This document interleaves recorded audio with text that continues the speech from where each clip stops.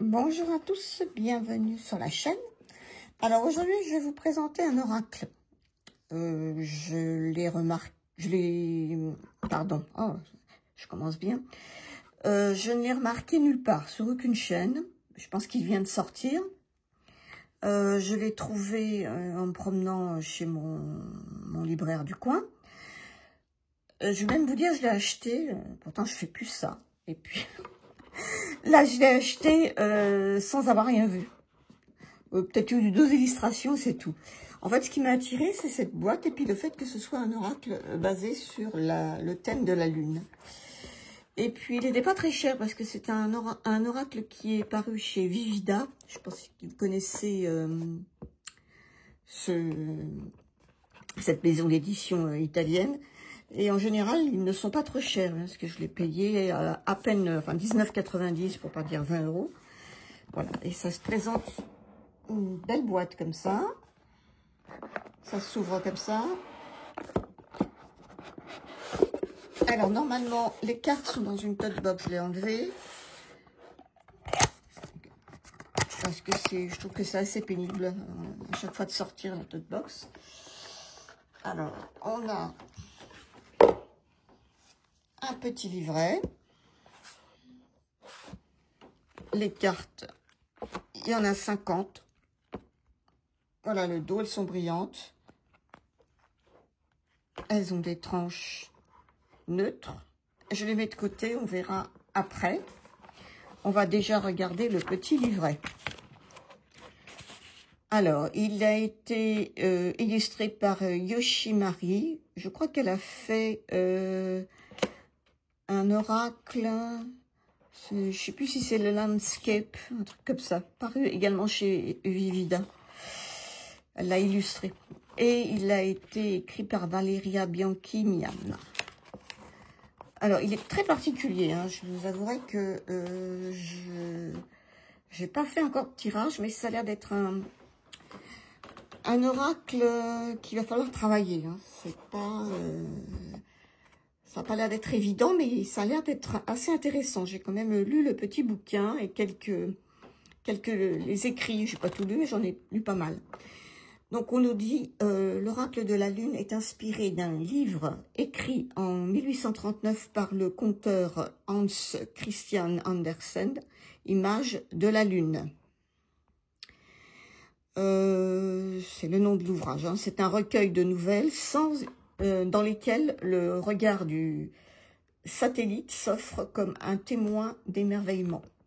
Donc ce jeu comprend 28 cartes liées aux phases lunaires, 12 cartes inspirées des mois de l'année, donc janvier, février, mars, hein, tous les mois, et 10 cartes des secrets. Les secrets sont des cartes mystérieuses et non numérotées, des images qui offrent des opportunités cachées et des clés symboliques pour y accéder. Le rêve et l'enchantement deviennent des mystères à mélanger. Chaque consultant pourra faire surgir questions et réponses sous le regard sage de la Lune. Lorsqu'elle devient protagoniste, nous sommes certains que les aspects ombreux et lumineux de l'âme trouveront leur place dans son récit. Le regard de la Lune est une étreinte protectrice, c'est une vision prophétique. Le regard lunaire est l'inspiration du poète, le désir qui enflamme les amoureux et les invite à se déclarer l'un à l'autre. Bon, voilà, je vais pas tout vous lire. Et après, on nous dit comment lire les histoires de la Lune. Alors, c'est pas des messages, c'est pas des tirages comme on a l'habitude de voir, avec des schémas, 2-3 cartes, un croix celtique, une carte. C'est très différent. C'est la première fois que je vois ça. Par exemple, là, on vous dit... D'ailleurs, on ne vous dit pas tirage, on vous dit le jeu. Vous avez le jeu des contraires, vous avez l'almanach oraculaire et vous avez les 1001 lunes. Donc, si je prends par exemple le premier, c'est le jeu des contraires. On vous demande de disposer les cartes dans l'ordre. Face à vous, les cartes dédiées aux phases lunaires, divisées en 28 nuits, et celles des mois et des secrets. On vous demande d'observer l'ensemble et de choisir l'image qui vous plaît le plus. d'associer ensuite une deuxième carte à celle-ci. Choisissez celle qui vous inquiète le plus au premier coup d'œil. Prenez maintenant le jeu en main en laissant de côté les deux cartes à peine tirées et sélectionnez au hasard une troisième carte. Celle-ci vous suggérera le conseil pour concilier les deux cartes précédemment choisies. Sur l'image qui vous plaît, quel est l'élément fort qui pourrait vous être utile dans la situation sur laquelle vous vous interrogez ou dans la période de vie que vous traversez actuellement? Vérifiez à quel sous-groupe appartient la carte. Est-ce un mois ou une phase lunaire? Orientez votre action de manière à ce que la qualité représentée se développe dans la direction souhaitée et puisse s'épanouir dans la période indiquée. Si la carte, sur la carte, inquiétante, quel événement vous alarme le plus? Identifiez-le et faites dialoguer la figure de cette carte avec celle de la précédente pour trouver un accord entre les forces opposées. C'est vraiment, on va dire, des cartes d'interprétation où on laisse vraiment parler son intuition par rapport aux illustrations. La carte conseil vous donnera un indice pour travailler avec les contraires. Laissez-vous inspirer en entamant un dialogue créatif avec les images. Faites émerger des phrases, des dictons, des vers poétiques qui subliment l'opposition et en le transformant en dialectique utile. Après, il y a l'almanach, je ne vais pas tout vous lire, les 1001 cartes. À chaque fois, ce sont des façons d'appréhender les cartes très originales. Vraiment très différentes de tout ce que j'ai pu voir. Ensuite, on a les cartes en couleur, avec le nom de la carte. On vous dit « Qui suis-je » Alors, c'est un petit peu écrit, je verrai, on en tirera une, de façon un peu poétique. Qui suis-je? Ce que je montre, ce que je vois, et mon conseil. Et c'est comme ça pour toutes les cartes.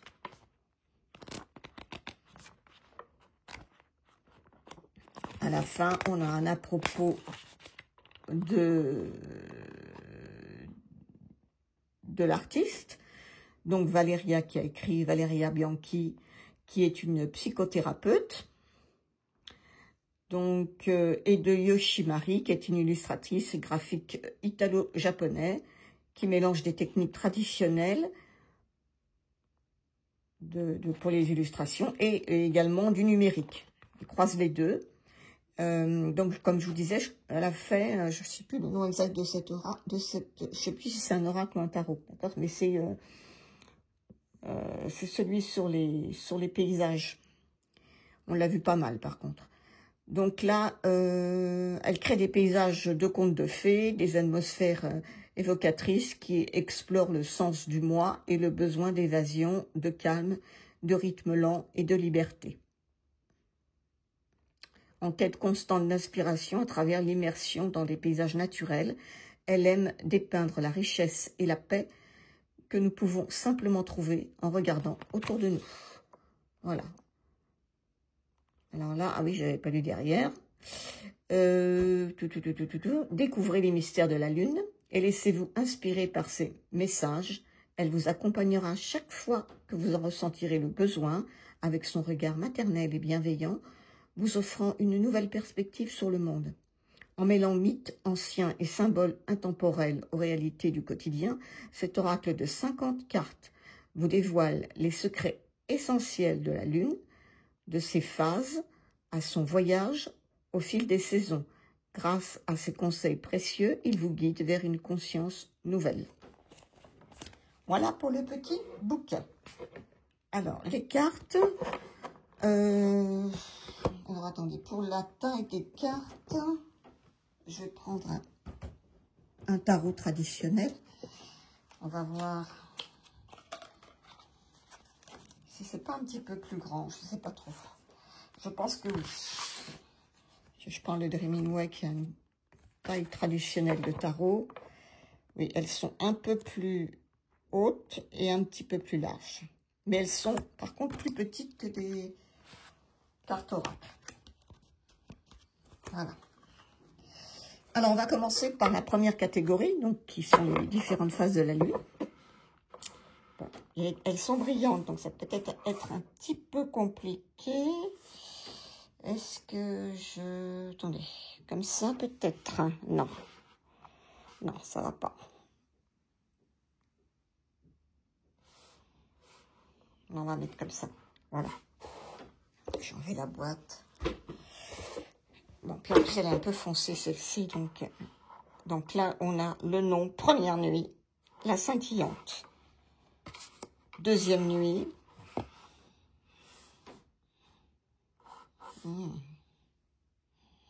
La solitaire. Comme ça. Troisième nuit, etc., etc. L'enraciné. L'intact. Pour la quatrième nuit. La cinquième nuit, c'est la jeune fille.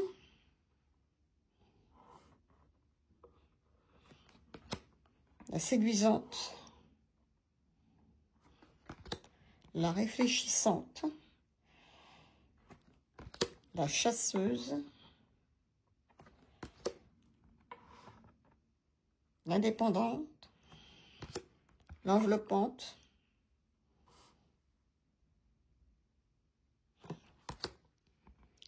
Elles sont un petit peu foncées quand même, mais bon, ça a quand même un rapport avec la lune, donc forcément c'est un petit peu logique. Hein. La dame des animaux. La puissante. La narratrice. La mariée. La reine des oies. La rassasiante. L'inquiète. Dans la 18e nuit, nous avons la volontaire. La ménade pour la 19e nuit. La couturière pour la 20e. La curative. Voilà, ça me fait vraiment penser à une illustration de Klimt. Je pense que c'est largement inspiré de Gustav Klimt. Bon. La vénérienne. L'aventurière. L'immortelle. La fileuse d'ombre. La vampire. La mutante.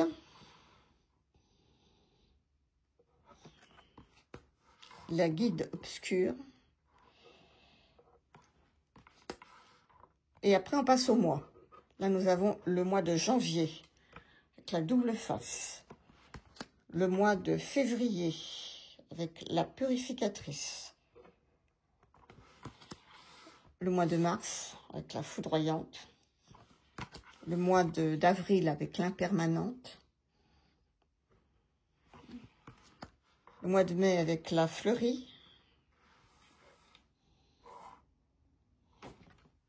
Le mois de juin, avec l'aimante.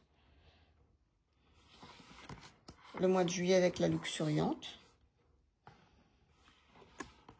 Le mois d'août, avec la couronnée.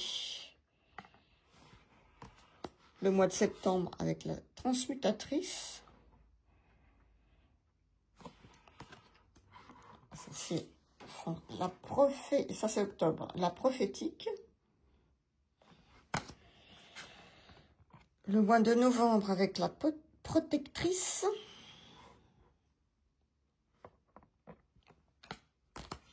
Le mois de décembre, avec la maternelle. Et ensuite, c'est la carte des secrets, les cartes secrets, je crois. Le rêve.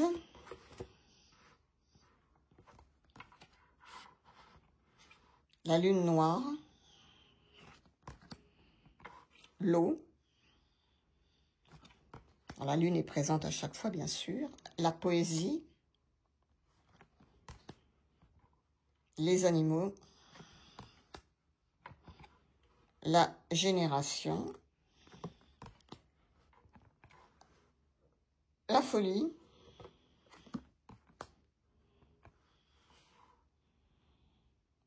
la conjonction, l'argent, et pour finir, les monstres. Voilà. Donc il est assez sombre quand même, hein, comme oracle. Et comme il est brillant, donc il y a pas mal de reflets. Je vais mélanger les cartes. Et on va en tirer une pour voir un peu le genre de messages qui sont donnés, d'histoire. Je pense que c'est un oracle qu'il faut quand même travailler. Parce que c'est pas un simple oracle, c'est pas un oracle de divination déjà, alors pas du tout. Bon, ça se mélange bien, évidemment, vu qu'elles sont glossées. Bon, bah, je suis tombée sur celle-ci. On va essayer de la mettre. La vampire. C'est la 26e nuit. On va lire ce qui est écrit dans le petit bouquin. Donc là, c'est 26e nuit. Alors, 26e nuit, voilà. À la question, qui suis-je?